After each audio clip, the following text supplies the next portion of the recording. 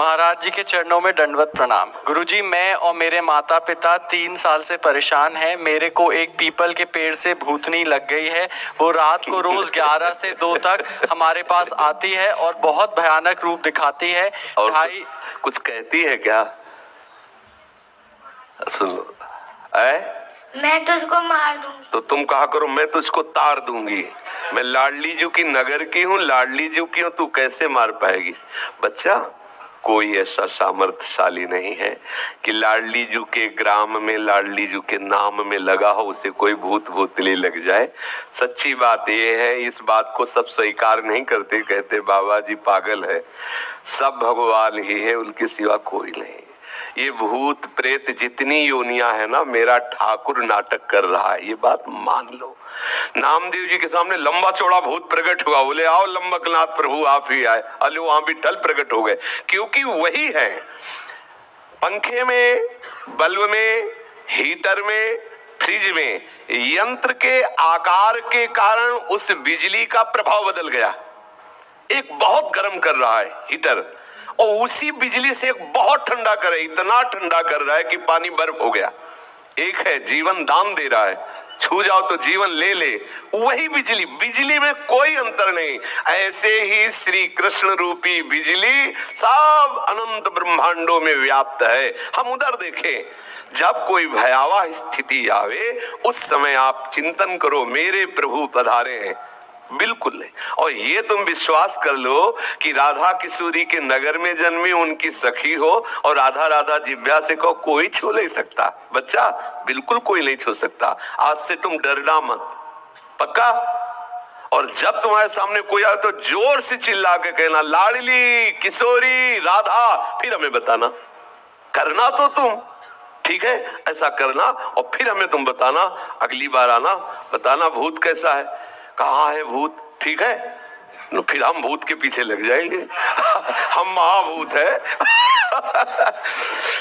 जब गंगा किनारे भ्रमण करते थे ना, तो काफी वर्ष गंगा जी की प्रदक्षिणा में किनारे किनारे व्यतीत हुए। नई अवस्था, तो जैसे कभी मन भयभीत करता ना कि यहाँ स्मशान है, कुत्ते लाश खा रहे हैं। कोई साथी ने बोला संन्यास मार्ग में, तो तत्काल चिंतन आता, जब सर्वम खलमिदम ब्रह्म, तो भूत की सत्ता कहाँ है? मन कहता नहीं है, तो वही स्मशान में जाके बैठते, बैठ दिखा कहाँ है, कौन है, क्या है? सही कहते हैं। पूरा जीवन पीछे का जो सन्यास का, पूरी गंगा जी के किनारे किनारे भ्रमण करना, कुछ यमुना जी का भी किनारा इछावर आदि के लिए, महा स्मशान काशी, जहाँ 1000 लाश रोज रखी मिलेगी, सैकड़ों चिताएं एक साथ जलती है। भगवान भूत भावन कैलाशपति की नगरी जो महा स्मशान कहा जाता है, आप जाकर के देख लीजिए। मणिकर्णिका घाट में ऐसे लाशें रखी जैसे फूल मालाएं, और वहां चिता जलती ही रहती है। और उन्हीं घाटों पे कभी ऐसा नहीं हुआ कि भय लगे। भय तब है जब आप स्वीकार कर लो। अभी आपको भयभीत कर दे कि वो जरा सी हवा लगी पर भूत भय, आप देख लो, बिना मतलब के भूत आ जाएगा आपके दिल, आवाज भी आने लगेगी। ये मनीराम बहुत विचित्र है, आपको बिल्कुल लगेगा कि वो कहीं कोई ऐसा नहीं। एक योनि है, भूत योनि है, जो कर्म बिगड़ जाने के कारण जैसे धुंधकारी प्रेत योनि को प्राप्त, ऐसी योनि है। वो अपना कल्याण करने के लिए भगवत भक्तों के सामने आते हैं, भयभीत करने के लिए नहीं। जैसे भाई जी से हनुमान प्रसाद पोद्दार जी समुद्र के किनारे बैठे हुए नाम जप कर रहे थे, तो देखा कि एक पारसी पोशाक धारण किए हुए कोई सम्माननीय व्यक्ति खड़ा है। तो भाई जी माला पूरा के बोले साहब बैठ जाइए। तो वो ऐसे सांस ली और बोले आप बोले तो मेरे को हिम्मत पड़ी, डरना नहीं। तो भाई जी ने कहा हम क्यों डरेंगे? बोले मैं पुरुष नहीं हूँ, मैं भूत हूँ। तो एक बार तो भूत सुन करके लगता है कि भूत, तो भाई जी ने कहा कोई बात नहीं, भूत है तो आप यहाँ क्यों आए हैं? तो उनका मुझे पता है कि यदि आप चाह लोगे तो मेरा उद्धार हो जाएगा। तो उनका आप बताइए फिर आपका उद्धार कैसे होगा? मैंने जो भी भजन साधन, जो भी शास्त्रों का स्वाध्याय किया, आप बताइए मैं उससे मार्ग ढूंढूं। तो उनका गीता पढ़ने से मेरा उद्धार नहीं हो, क्योंकि गीता मुझे कंठस्थ है। भागवत पढ़ने से मेरा उद्धार नहीं होगा, क्योंकि भागवत मुझे कंठस्थ है। मैं कोई साधारण प्रेत नहीं हूं, मैं प्रेत लोक में भी बड़े सम्मान से रहता हूं। थोड़ी बात बिगड़ गई है, इसलिए मैं प्रेत योनि को बन गया हूं। आगे बड़ा चरित्र है, भाई जी ने उनका उद्धार किया। बहुत सी प्रेत योनि की घटनाएं, कौन कौन प्रेत योनि में गया, कैसा कैसा, बड़ा उसमें विवरण है।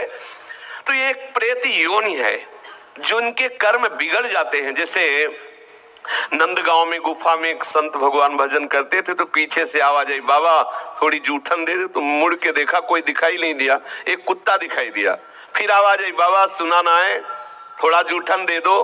फिर मुड़े, बोले कौन हो? तो बोले ये जो कुत्ता दिखाई दे रहा, मैं कुत्ता नहीं हूं, मैं प्रेत हूं। और तुम प्रेत हो, कैसे आए?